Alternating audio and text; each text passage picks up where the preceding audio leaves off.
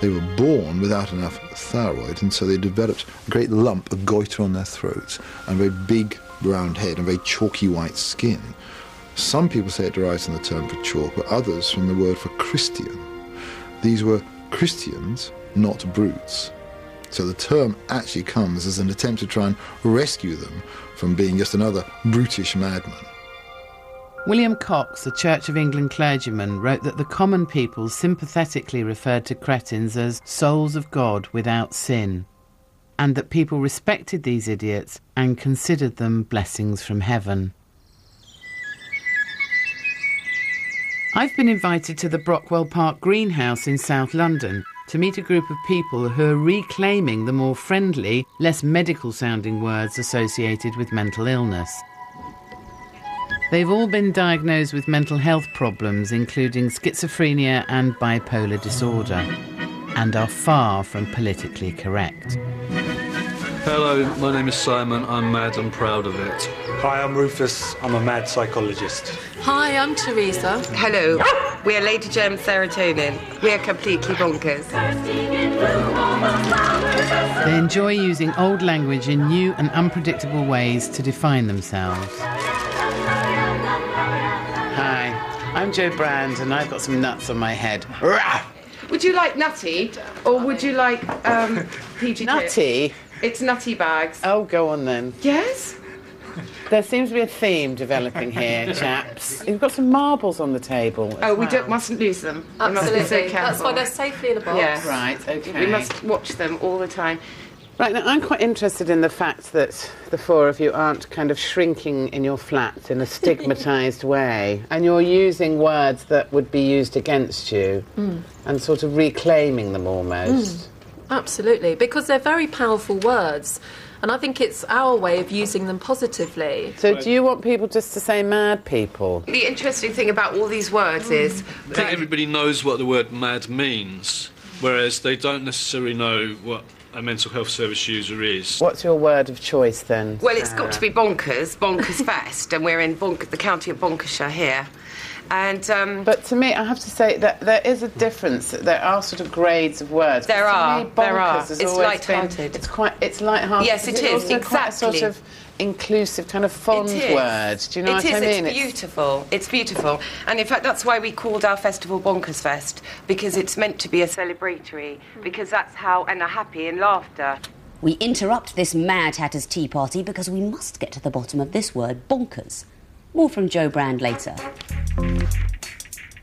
Help us with this word, said the OED. We don't know where it came from, and our earliest trace of it is from 1948, when it was listed as naval jargon in a slang dictionary. We appealed to word hunters everywhere, and Nadine got in touch from Canada. The first thing that it reminded me of was a candy that I used to have as a child that you guys don't have over here. We had growing up in Canada, and it was my definitely my favorite candy. It's called Bonkers, yeah.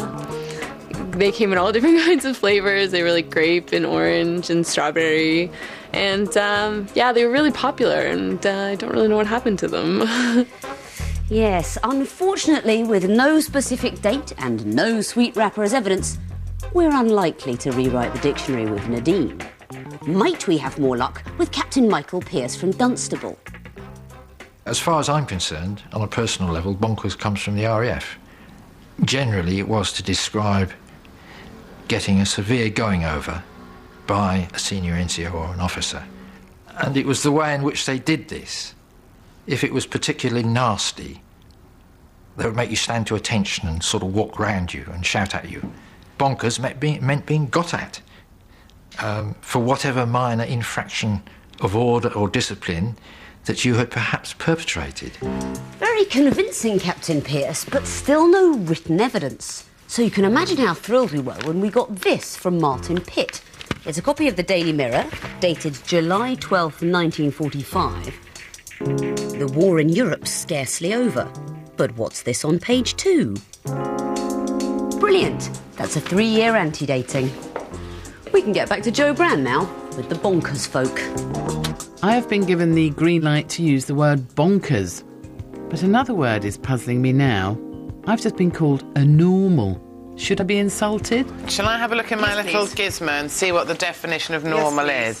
Right, a sound, healthy or unimpaired person. Is that all right? Well, not entirely, no. We have here, as a definition of a normal, is a person who conforms and blends in with society. A person who conforms and blends in with society. Yes, and one who expresses no elements of individuality. Flat and boring, extremely straight and perpendicular person, cannot cope easily with chaos. Could also be described as the living dead. Does not dare express over-the-top displays of emotions in case they might be seen to be mad. Do you know what? Plural, the normals. I think that definition's too short. Do you? We have to bring in all elements of normality issues. But I hope most people would agree that this is the new Oxford English Dictionary definition of a normal. Do you know what? I'll see what I can do. Hooray! Dolly the bonkers sheep is so happy now. Well, I'm not sure I'd describe myself as a normal, but I suppose you can't argue with the sentiment there, really, can you? I wonder what the gatekeepers of the dictionary would make of that one. Is it a possibility? Now, it's all very well for Joe Brand's confident adults to reclaim words. They don't have to go to school and be dissed in the playground. Duh, brain. Duh. Idiot. You spaz. Pea brain. You're a div. You're mental. Idiot. Bonker. Thicko. I've come to meet head teacher Sue Seaford from Montem Primary School, who knows exactly which words are appropriate in the school environment and which words are not. So this old saying about sticks and stones and words, are you a subscriber? Do you let the children use any words at all? Absolutely not.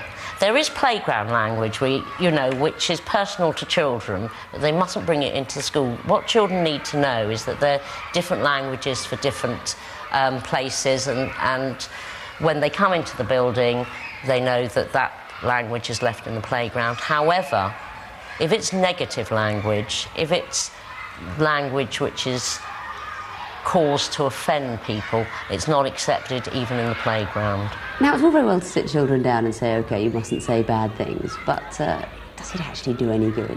You know, children think bullying is something you do where you throw a punch here or there, or gang up on someone and use some physical force. But actually, verbal bullying is just as unpleasant, and children need to understand that. Now, I hate to seem harsh, but however cruel these playground jibes are, the OED must still note them down correctly. The one that's currently troubling them is Durbrain. Their earliest citation is from Just 17 magazine in 1997. 1997? We felt sure you could do better. No, I don't. Word hunter Andrew Dickens from Bexhill-on-Sea tipped us off about